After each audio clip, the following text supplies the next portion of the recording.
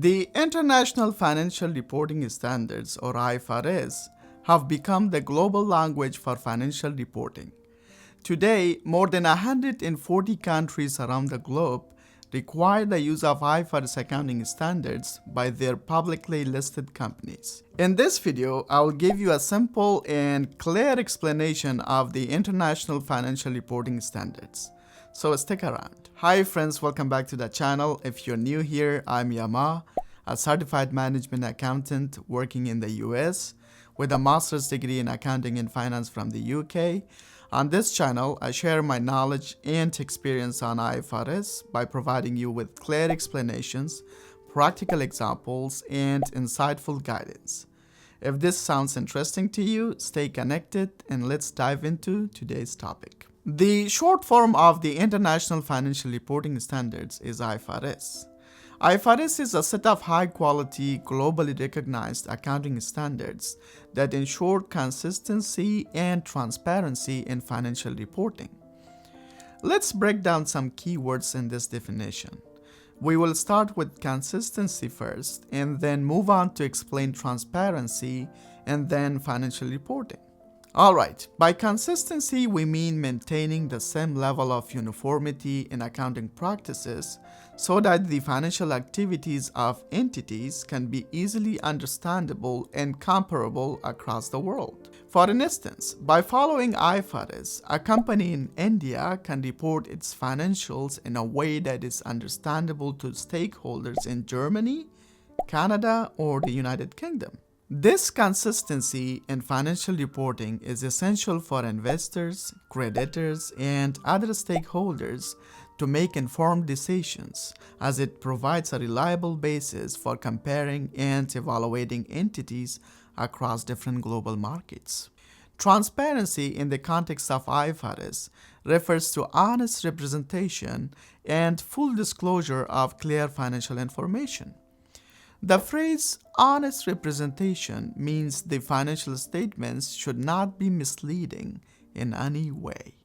This means avoiding practices that might distort the actual financial situation of a company, such as hiding liabilities or inflating revenue figures.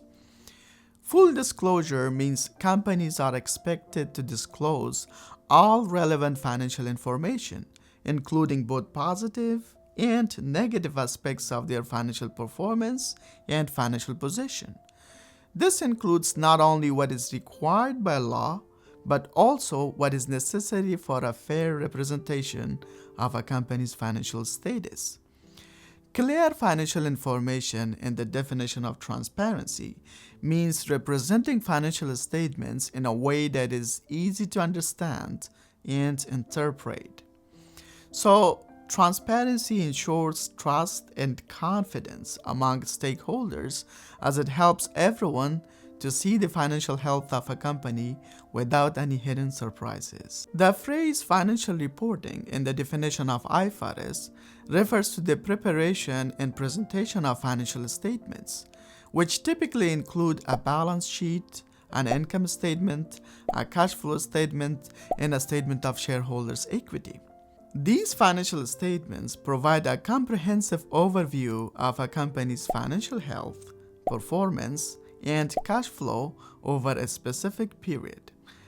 From a broader perspective, IFRS accounting standards primarily focus on providing guidance on accurately processing and reporting accounting transactions and financial statements. For example, IAS 16 offers guidance on the measurement, recognition, derecognition, and disposal of property, plant, and equipment. Similarly, IFRS 15 provides guidance on how companies should recognize revenue arising from contracts with customers. Exploring all of the IAS and IFRS standards is beyond the scope of this introductory video.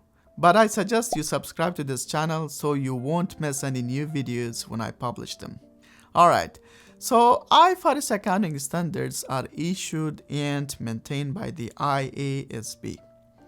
IASB stands for International Accounting Standards Board. Currently, the IASB has 14 board members who are selected based on their expertise in accounting and finance. They are mainly based in the IFRS Foundation's London office. IASB came into existence in 2001 and is the successor of the IASC.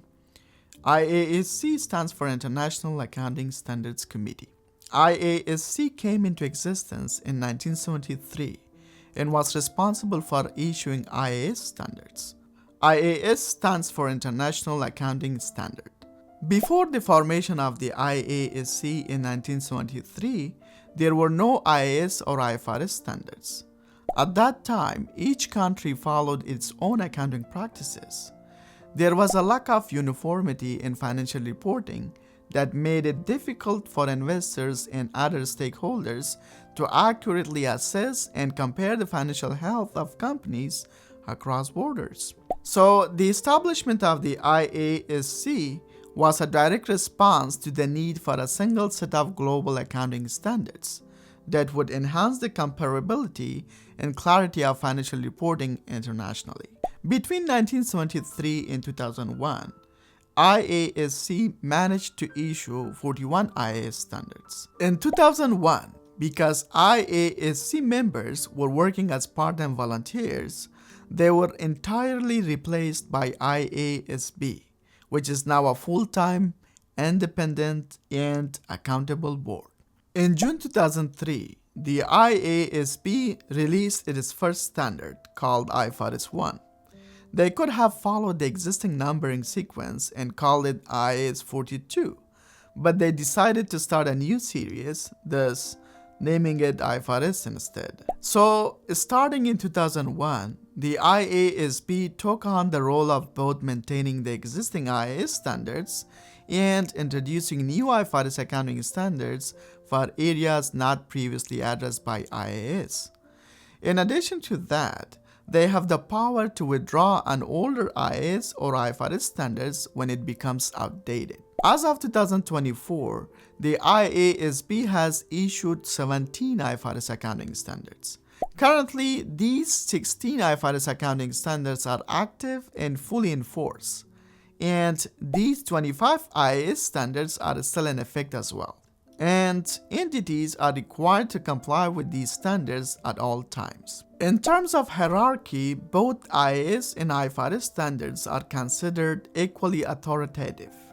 This means that IAS standards that remain in use continue to hold the same level of authority as the newer IFRS accounting standards. They are both treated with equal importance and respect in financial reporting and accounting practices. The use of IFRS accounting standards has grown rapidly around the world. As of 2024, 147 countries require IFRS accounting standards for their listed companies, with an additional 12 countries permit the use of IFRS but do not require for their listed companies. I will cover the global reach of IFRS in much more detail in a future video, but for now, you can see how influential IFRS has become in the world of global finance. So, from a big picture perspective, IFRS is the global language of finance that keeps companies honest and markets confident by ensuring transparency and consistency in financial reporting. And this is precisely how IFRS positively benefits the global economy. Alright my friend, thank you so much for watching this video. If you have got value from it, then you will like this video where I discuss the history of IFRS from its humble beginnings to the present day. So go watch that next and I will see you there. Take care. Bye.